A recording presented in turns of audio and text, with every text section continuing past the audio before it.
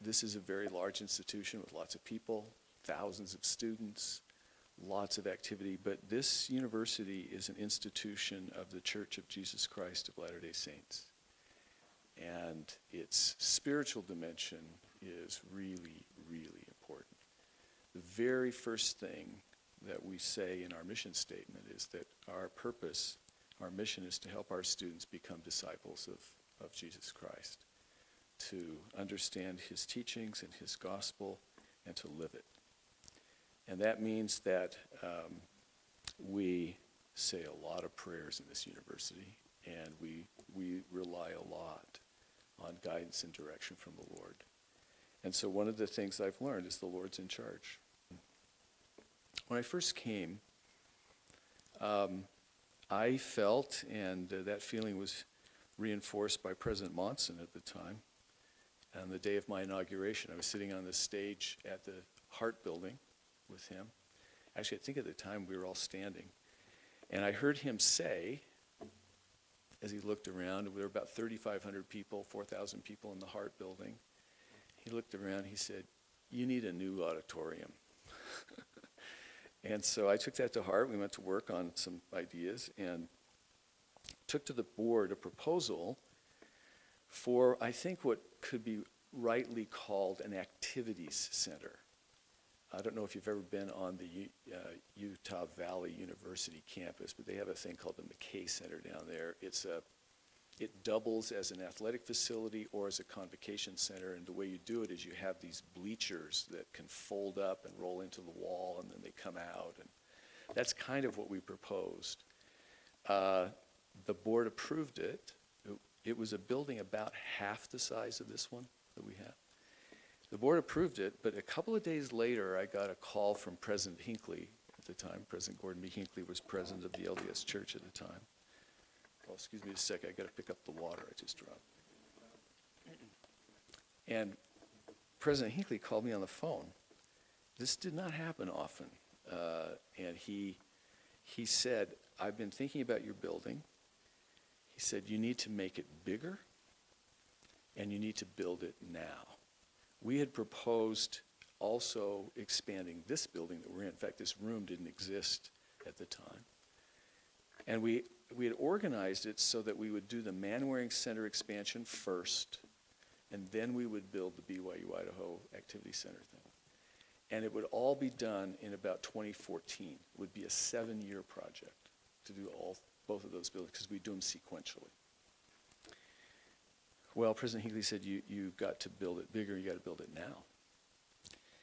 So we went back to the drawing board, and he was very emphatic. In fact, I was a little surprised, but he raised his voice on the phone to me, and he just said, "You need to build it bigger and build it now." He said, "I am here to tell you build it bigger, build it now." Okay. So we went back to work, and the architects told us the only way to add more seats was to build a balcony. And then they started trying to figure out how to do that and to get the kind of space we needed. And eventually we took a proposal of the board. It looks like this. It's about twice as big and seats 15,000 people in an auditorium kind of setting with those courts behind. I don't know if you've been in that building, seen it. Took it to the board, and they approved it. And that launched us on an amazing project. Because in order to build it faster, we had to do both of these buildings at the same time. And if you were on campus during those years, that would have been between 2007 and 2010, this place was a construction zone. It was really hard to figure out how to go from the Kimball building to the Sporey building. I mean, it was really hard. You had to kind of really know how to do it. Well, the only way to build the BYU-Idaho Center that fast was to do it in what's called a design-build process. So we literally were excavating and building the foundation while we were designing the first floor, doing the detailed design of the first floor. And then once we got working on the first floor, we started designing the second floor and so forth. Incredibly complicated project. But it has been a great blessing, tremendous facility for the university. And I just learned the value of prophetic leadership. So that was one of the great experiences I've had. A second one has to do with what we call Pathway. Pathway is a program where we combine online education from BYU-Idaho with religious education at one of the church's institutes. The church has institutes of religion in many, many parts of the world. There's over 1,000 institutes of religion around the world. These are basically buildings where students who are either in college or working young adults can come and get religious education. And we thought, well, we'll combine some online courses from us with religious education and be able to open up an opportunity for higher education to individuals who are not in college, or maybe if they had been in college, aren't in now, are not making progress, or wanted a degree at some point in their lives but never were able to finish it. So this program is a year long. It runs over 3 semesters. It's 5 credit hours a semester. Students take 2 classes a semester, and it's like a bridge program from wherever you are to opportunities in higher education or in work, depending on what you want to do. So we started that program in the fall of 2009, and from that day, it has just been amazing to see. There is a tremendous unmet need for affordable, high-quality education. So we made Pathway in the United States. We decided to price it below our campus tuition and really below most even community college level tuition. It's about $65 a credit hour, and it's actually been that way since 2009. So we haven't changed it in the last 6 years. $65 a credit hour. Just to put that in perspective for you, if you don't follow higher education, let's just take the University of Utah. It's a good example. We could use some of the Idaho universities as well, but the University of Utah, credit hour at the University of Utah will run you pretty close to $300 a credit hour. So Pathway is offered at 65. So it's just about a fifth of the in-state tuition at the University of Utah. I think if you look at Idaho State's tuition's around $5,000 for 2 semesters, which puts Idaho State's tuition at about 160, 180 as a credit hour, something like that. So it gives you a feel for where the tuition is. So we wanted to make it affordable, accessible, do it in your local area, and open up an opportunity that if you got through Pathway with a B average, we would waive all academic requirements. You don't have to take any tests. You don't have to even graduate from high school. If you get a B average in Pathway, you can be admitted into our online degree programs at the university. Well, that program, I'll just give you 2 pieces of information that illustrate this example of another really wonderful experience. In the summer of 2012, we had about 600 students in our Pathway program. This semester, so that's about 2.5 years later, we have 10,000. We are in 287 sites in 35 different countries. It has just mushroomed. It's amazing to watch. And it has blessed so many people's lives. It's just been so heartwarming to receive letter after letter, emails, testimonials from people who never, ever imagined that it would ever be possible for them to get access to higher education. They just never thought it was possible. They knew they couldn't afford the tuition they saw around. Many people didn't feel they could do it. They didn't have any hope that it was possible for them. And Pathway has given people hope, and it has made it possible for lots of people to begin to do that. And I'm sure that program will continue to grow. So those are probably 2 examples of really wonderful experiences we've had in the last several years. I hope that answered. You had a couple of other things you wanted to ask too. Do you want to challenges? I think the biggest challenge we've faced in the last 10 years has been a classic challenge, which is the university has grown significantly. So let me just calibrate it for you. When I began in the summer of 2005, if we added all the people that were associated with the campus, We had no online degrees at that point. There was no pathway. So if you add those people on the campus, that was the people we dealt with. It was probably in the zone of 12 to 14,000 students, in that range, okay? Today, this semester, if you look at all the people associated with the campus, so all the students who are matriculated on the campus, our pathway students and our online degree students, the total is 43,000 students. And so the university's really grown. And if you just take the campus, today we have about 16,500 students this semester. The fall, we expect it'll be over 17,000. It's just going to continue to grow. In that situation, the big issue we faced was how do we grow serving more and more students but not lose the sense of intimacy and personal feeling that has characterized this school for decades. How do you do that so you don't get bureaucratic, you don't get so structured that you create so much distance between the student and the institution or the student and the faculty that they just feel like they're a number? That was our challenge. It's a big challenge. It's really hard because as you grow, you inevitably have to put more structure in place to kind of manage it.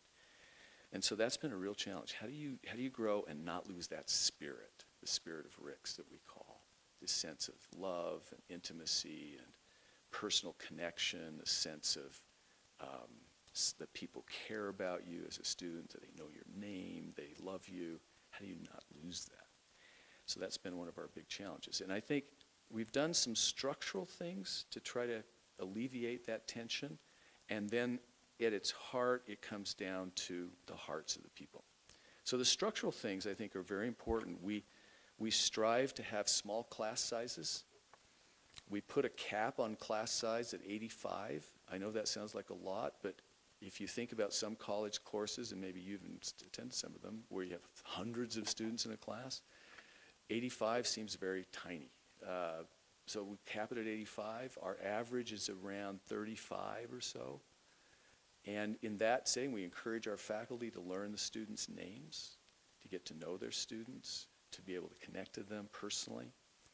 We, of course, have, in the church, we have congregations on campus, wards, and that gives students connection points. We have tried to simplify the university as much as we can, change our policies, and try to do a lot of things like that. But in the end, what we've discovered is it really depends on what's in the hearts of the people who work here. And do they love the students and care about them and go out of their way to help them? And I believe that we have been able to grow and not lose the spirit that's on this campus.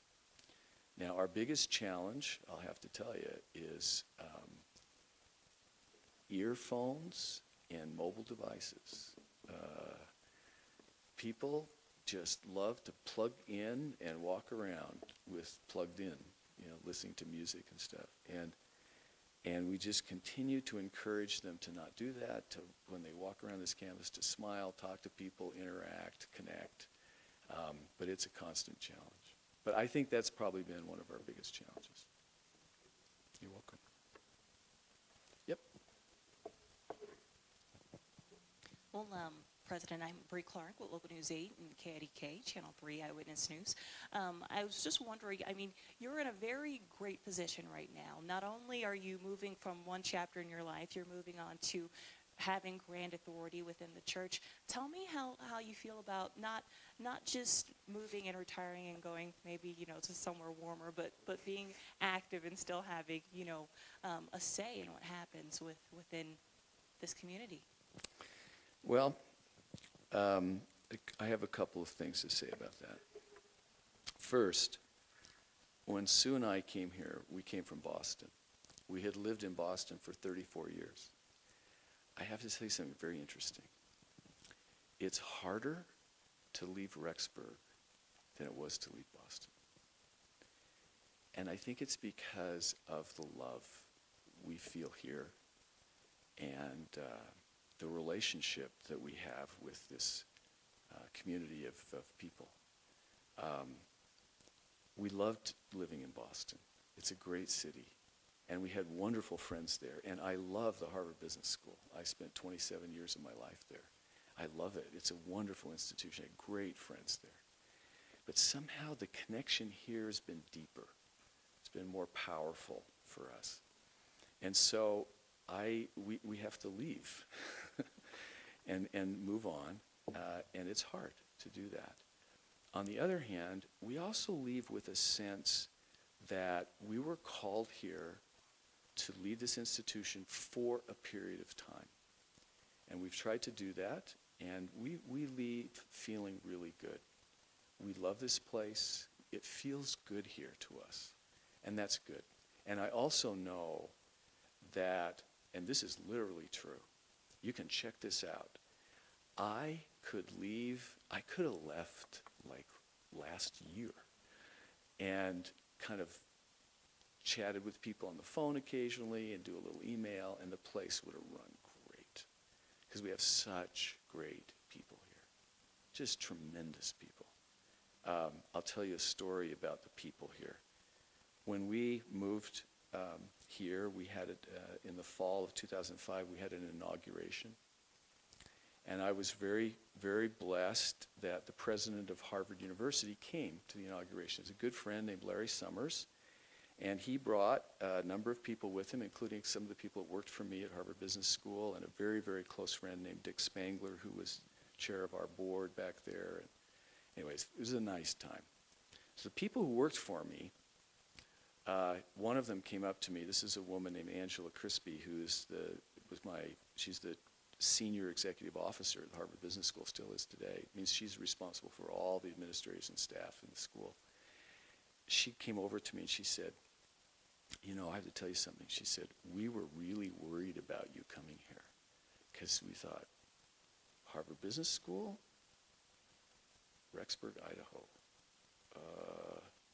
What's going to happen to him? Like, how's it going to work? But she said, I have to tell you, after being here today, we're not worried anymore. You have great people here. It's a pretty high compliment. And she would know. I mean, she's really, really capable and has a great sense of people. And she's right. And it has gotten just better and better. We have great people in this school. And so leaving all that is hard. But I also know that we'll take this place with us. It'll be in our hearts. And because of my calling and responsibilities in the church, I'm sure there will be opportunities at some point to be able to come back and see the place and greet the people and be part of that, which is a sweet blessing. It's a really sweet thing. So I don't think of it as like leaving with, falling off a cliff or, the big curtain draws down. It's just we're moving to Heber City, Utah, and we've got lots of other things we have to do. But I know this place will be in our lives in the future. David Dahl from BYU-Idaho Radio. What is the legacy that you hope to leave the university as this, I guess it's your last day? What kind of legacy do you hope you have left? When I was called to come here, one of the members of the board said to me, there's the traditional advice given to a president of Ricks College and BYU is very simple. Don't mess it up. So if there's a legacy, it could be he didn't mess it up. But I think, so that's a little facetious, but only a little. One of the most important things you do here as president is preserve and enhance the great spirit that's on this campus and the great institution it is to make sure it stays strong and vital and goes where the Lord wants it to go. So I guess the other thing that I would say, and this is what I've tried to do, is to say, while there are some specific things that I think people could point to, I've mentioned some of them. The campus, the pathway program, online education, some of the learning model things we've done, foundations. There's a number of things that have happened in the last 10 years. one way to summarize all of it is, and this is how I feel about it, is my job as president of this place was to find out what the Lord wanted done and do it. And do it with every bit of talent, ability the Lord's given me, with the great people around here, just move forward to try to get done and accomplish his purposes. And if that's that, I would be really, really happy if that were to be the legacy. That, President Clark came and tried to find out what the Lord wanted done, and he did it. I'll give you an image that captures, I think, in my mind, what it's like to be president of this place. And I know that this is absolutely what's going to happen to President Gilbert when he comes. You'll have a chance to interview him in a little while, too. Being the president of BYU-Idaho is like, when you're called, it's like standing on the bank of a big river on a dock. And you see coming into the dock a really magnificent boat. A riverboat is magnificent. But you notice as it pulls into the dock that it's under construction. People are working, they're building it. It's quite interesting. And it pulls up, and the old captain gets out, and and you kind of hug and shake hands, and you see, and then you get on. It's your turn to be the captain of the boat. And you pull out into the river, and you discover that the current in the river is swift. Now, there are bends in the road, there are shoals, there are things you have to, navigate. And the thing keeps being constructed around you. You have to figure out what's next and what needs to be built, and there's a journey. But there's a river. There is a river, and it flows. President Eyring called it the steady upward course, and that's what it's like. There's a river, there's clear, the Lord has plans for this place, and they get unfolded step by step. But you have to navigate, and you have to build it while you're navigating. That's what it's like. It's been a great, great experience.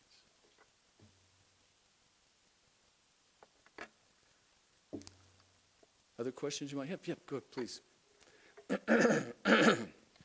Brandon Isle, BYU-Idaho Radio. Last week you had an opportunity to give a devotional and bring your family up onto the stage. What was that like for you? Oh, that was sweet. I have to tell you what happened the day before. My sweet wife, Sue, she pulled off something really difficult. She hid from me her plans to have all of our family, all of our children and grandchildren, come to Rexburg for our last devotional.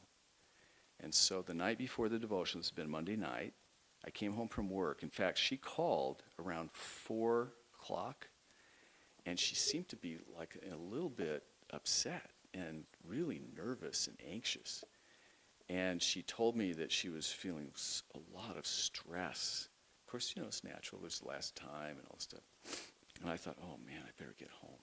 So I got home, and I gave her a hug, and then the doorbell rang. And she said, oh, I wonder who that could be. I said, who's knocking on our door at 5 o'clock in the afternoon? So I walked to the door, and I could see through the glass some teenager-type people standing there. I thought, oh, these are either kids. These are kids soliciting for,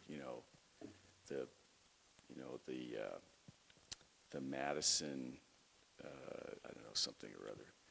And I opened the door, and I was shocked. There stood all my children and all my grandchildren and my sister and her husband and their kids. There were 45 people. We counted up. There were 45 people standing on our front step. And I was completely surprised. It was a sweet experience.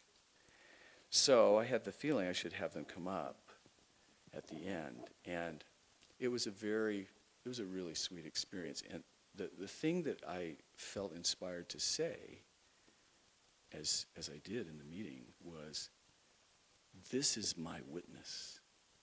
This is my testimony right here. You look at this. This, and Sue was right with me, and this is our testimony. Meaning, this is the plan. To, serve the Lord, have family, these wonderful children, sweet companion.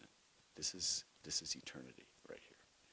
For them to have that experience, to see us and to feel the witness of the Spirit that this is the plan and this is what God wants for you. So that's how I felt. Sure. Move my stuff. Caleb Despain, the Upper Valley Standard Journal. And I just wanted to ask, I guess, and maybe this is kind of a vague question, but in terms of your relationship with the city since you've been here, you know, it's one thing to work with the university and to watch it grow, but that growth also affects an almost separate entity sometimes, and that is the city of Rexburg. And I guess how has been working with the city, and I guess what do you see in terms of the future cooperation and relationship between the university and the city of Rexburg? That's a great question. Thank you. It's a really good question. I'll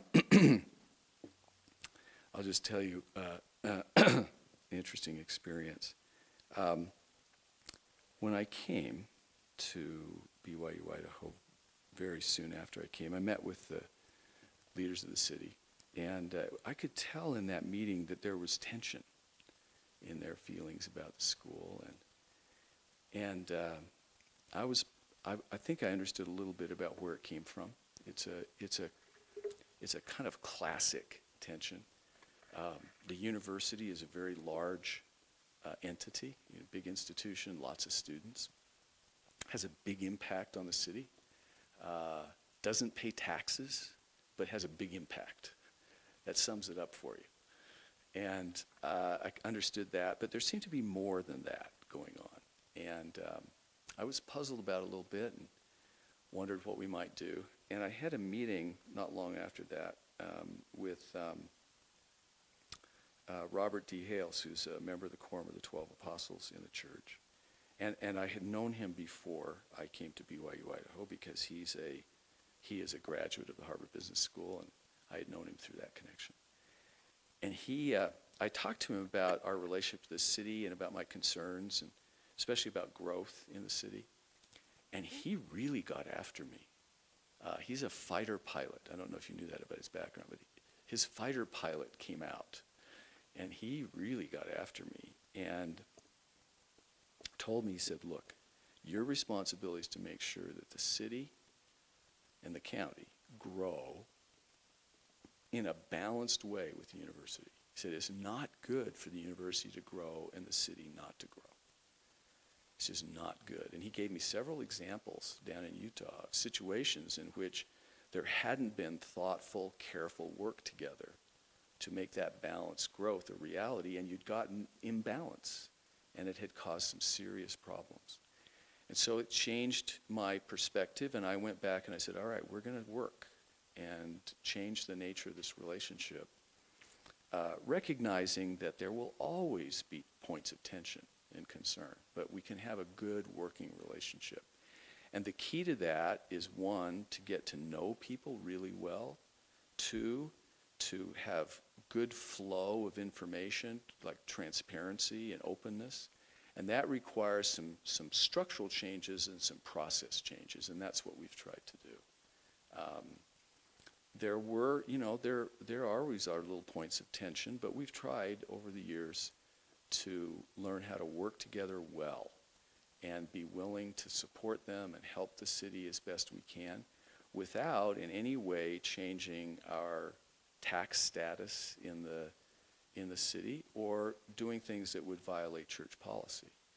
Now let me give you a couple of examples, both specific things we've done and then some process things that are probably the most important part.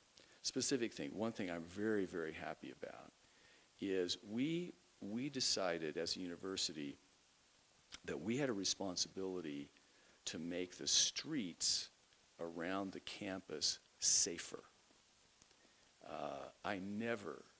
Now I won't be president, so I won't do this, but I did not want to repeat experience I had in Rigby in a funeral home there. I don't know if you remember several years ago, there was a young woman who was killed in front of Taco Time. And I went to her viewing and met her family, and I don't want to go through that experience again. It's a sad thing. The poor woman who was driving the car that hit her too, that was a terrible experience. Could have been prevented. But you know, the young woman, she just got dressed in her raincoat. Turned out it was black, had a hood, and it was a dark night and raining and foggy, and she just walked across the street. She didn't see the car. Car hit her. Now, so we went to work, and we've done two things to try to alleviate that. One is we changed our parking philosophy and our parking policies so that now students cannot move between lots. They get one tag that says this is where you can park in this lot and on this side of the campus, and that's where you can park. And so you eliminated kids driving between classes, moving around the campus in cars, so that's gone. Second thing, and that was an important thing to do. Second thing is we worked, and the university worked with the city to put in these flasher things. You've seen those strobe lights on some of the street corners. And we worked with the city to do that. The university helped to fund that project and make the streets around the university safer. There are lots of examples that things we've done with the city to try to help. You know, we were able, because our folks had done such a great job over the last several years in conserving water on the campus, that we didn't need to use our water rights that we owned as a university that are associated with the land that the university's on. We did not need to use all of our water rights, and so we worked out a deal with the city and with the state to allow the city to use our water rights for like $1 a year. And we've done that. We've done some things on drainage down by the canal below this, you know, the Stake Center that's on 7th South. If you look down below as you go towards University Parkway to the south of the Stake Center, as you look down that hill, there's a large drainage collection area that the university put in because there was a serious problem of stormwater draining into the canal, and the folks who own the canal were really concerned about it, and the city was concerned. We worked with the city to make that happen. I mean, there's just lots and lots of things we've worked on with the city. The most important thing, though, was the relationship, and we've now worked really hard to find venues, create venues. So we now have a regular meeting between key leaders in the university and the key leaders in the city that happens regularly, consistently, where we can just talk about issues, build relationships, and kind of get information to people. And the person in the university who deals with all of that is named Eric Conrad. Eric's done a wonderful job working with the city, and we've had several others who are also involved in that work. So we tried to build those relationships, create processes that allow us to talk and work together in a very productive way. I think the relationship is a lot better than it was. There are lots of things that we can do to make it continue to be better and better, stronger relationship. And, you know, the university's done some things, continues to do some things that I hope will also facilitate growth in the local community, better employment opportunities, and better, you know, living circumstances, and just a better place to live. And that was our objective from the beginning. I think we've made some progress along that line. I know, did I answer your question okay? Do you have anyone to follow up on that?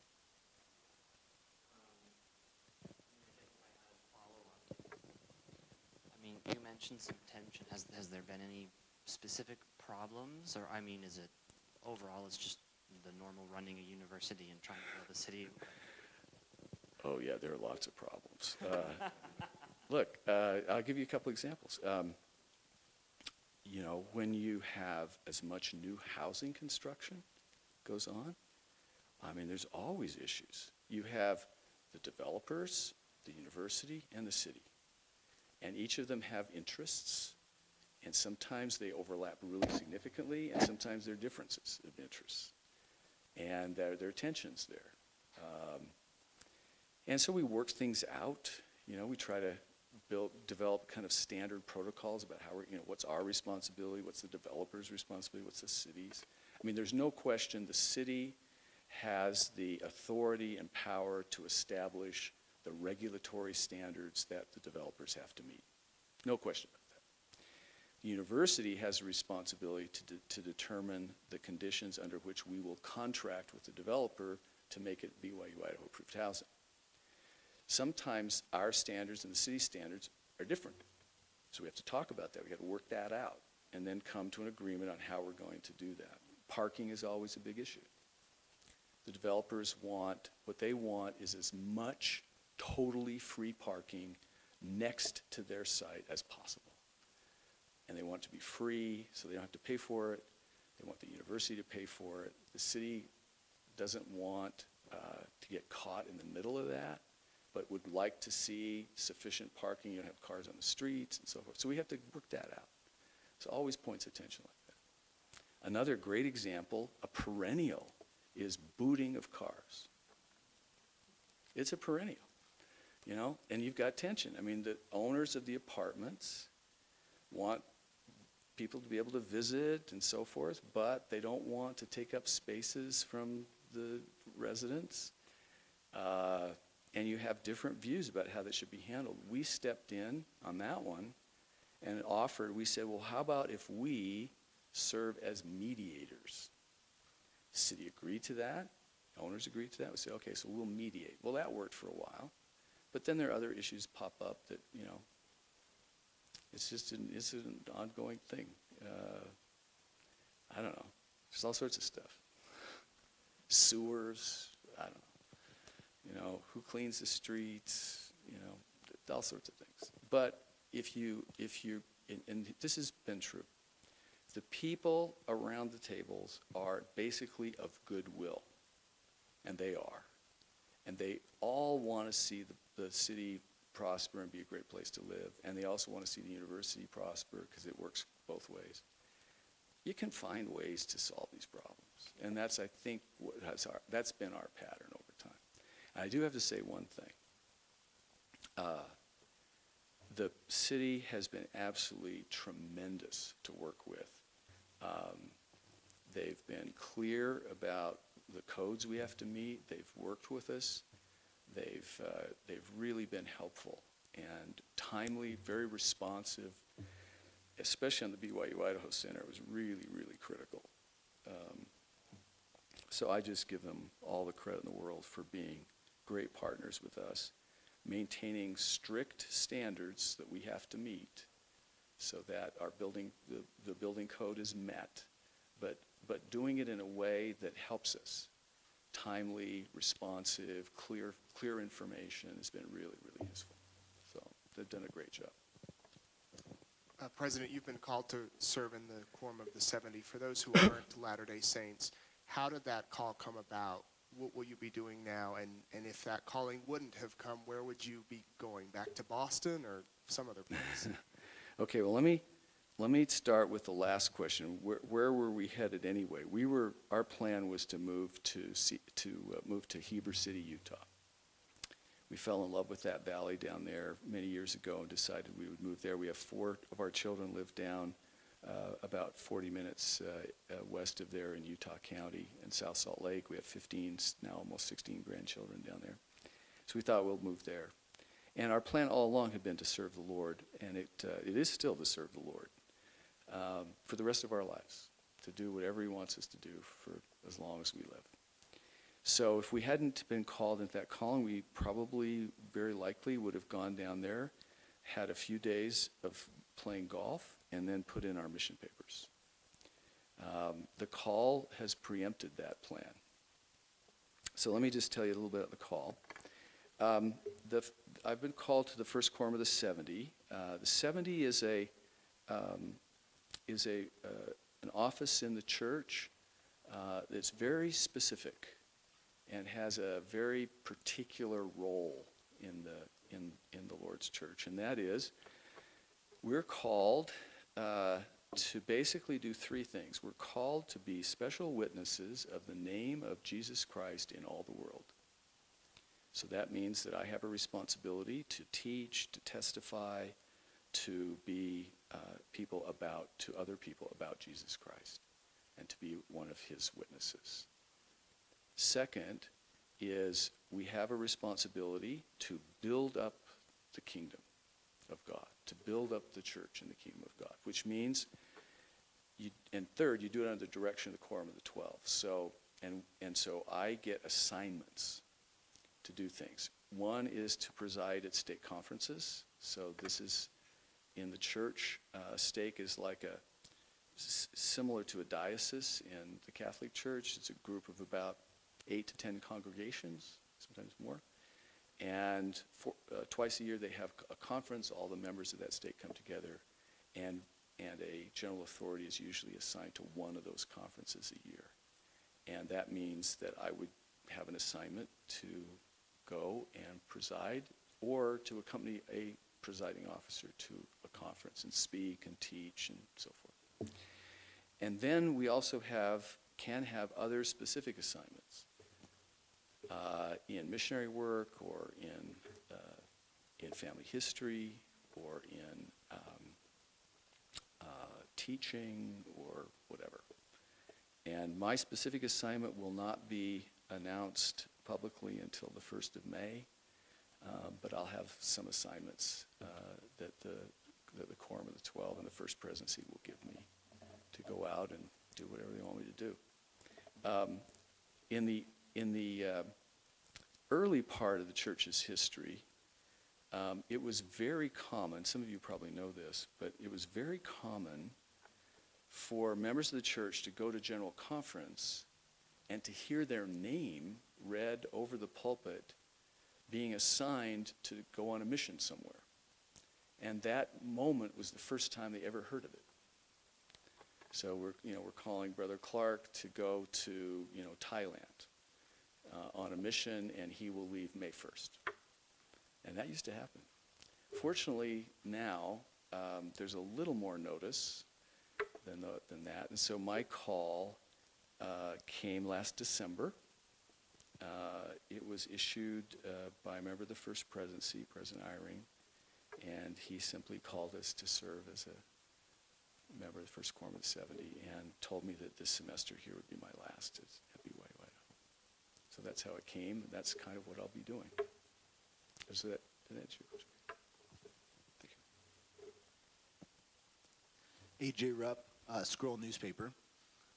President Clark, what do you know now that you wish you knew when you started in 2005? What do I know now that I wish I knew when I started in 2005? It's natural when you get a question like that to reflect on all the mistakes you made. And I'll tell you, I've made a lot of mistakes. Fortunately, the Lord is very kind, and if you recognize the mistake quickly enough, you can kind of fix it. But I will share with you, if you would permit me just for a moment, I'll share with you a scripture that captures something I know now very, very well, but wish I had known better when I first started. It has to do with humility and truly understanding the Lord's work. Let me read you these verses. They come from the 136th section of the Doctrine and Covenants. This was a revelation given to Brigham Young, the beginning of the trek west. And I have come to really understand this scripture in a powerful way. And I did not understand this in the same way I do now, and I wish I had. I think it might have saved us some heartache. This is the verse, 32 and 33. Let him that is ignorant learn wisdom by humbling himself and calling upon the Lord his God, that his eyes may be opened, that he may see, and his ears opened, that he may hear. For my spirit is sent forth into the world to enlighten the humble and contrite, and to the condemnation of the ungodly. So let me tell you what I learned from my experience that is in this scripture. This says, if you are actually ignorant, but you act as though you know what you're doing, but you're ignorant, you are ungodly. And if you're not careful and not change, what will happen is you will be condemned by the Lord. And the actions you take as you pursue that ungodly pattern will be full of error and mistakes. And you will soon discover that, and you will stand chastised before the Lord. Well, I have had that experience. And I know that this is true. And I wish I knew it a lot better back in 2005. I think I knew it somewhat, but I wish I'd known it a lot better. And because what it says, the great blessing says, is we are all ignorant compared to what the Lord knows. And if we will humble ourselves before him and go to him in a spirit of humility and contrition, meaning recognizing that we are weak and that we need his help, he will bless us. He'll open our eyes so we can see. He'll open our ears that we can hear, and his Spirit will enlighten us and bless us in this work. That's probably the most important thing, I think.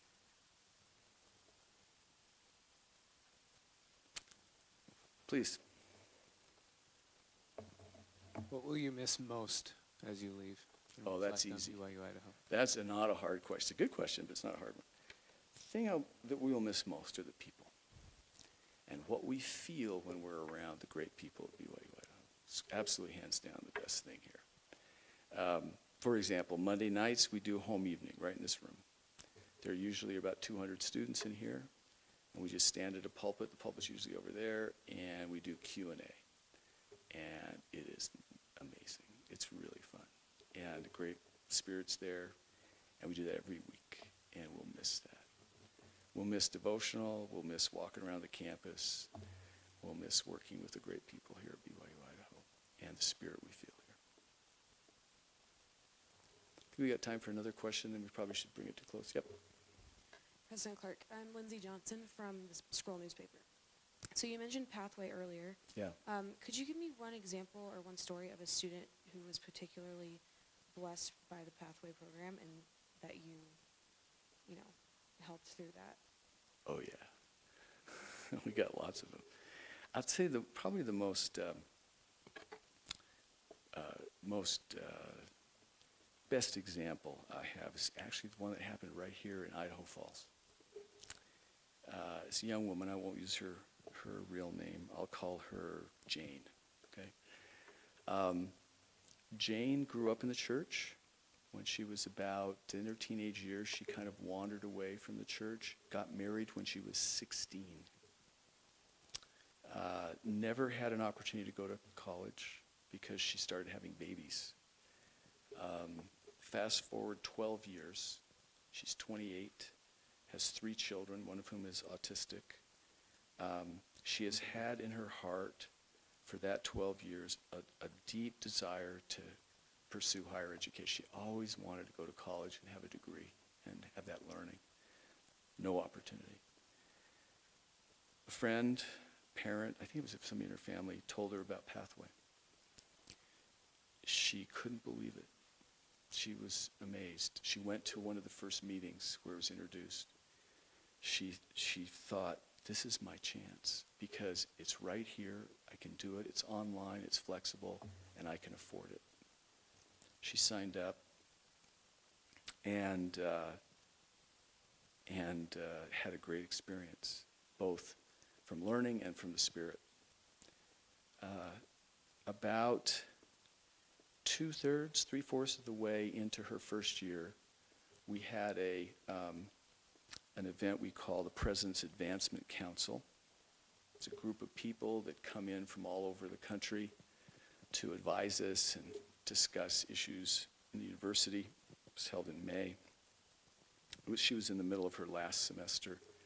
She came with about 3 other students from the Idaho Falls group in Pathway and came and spoke to this the Advancement Council. She was the first to speak. This is Jane, so she picks up her microphone, sitting in a panel, and these are the first words out of her mouth. She says, I am the one. I am not the 99. Pathway has rescued me. And she went on to bear her testimony about that she not only was getting a great education, but she was back in the church. And her husband was back in the church, and her family was, and there was so much light streaming out of her countenance and so much power in her words. It was stunning. She is a very, very capable person, very bright, and just full of energy and vitality. It's really fascinating to see. And Pathway was a great blessing in her life, an opportunity to become what her Heavenly Father wanted her to be, and filled her life with hope. And she took advantage of it with energy and focus, bringing her family and her husband back into the kingdom and setting her off on a great path of education and learning that she wanted to have. There's some other wonderful things that happened in her family and in her extended family because of that. And her story could be repeated literally thousands and thousands of times. It's a great blessing to be able to offer education, which of course education is the pursuit of not just knowledge, but understanding and know-how and hope to become. It's the creation in you of increased power to do and to be and to become. And it's a great, great blessing to offer that, not only to people here on campus and around the world, but all of the people who thought they never would have it in their lives.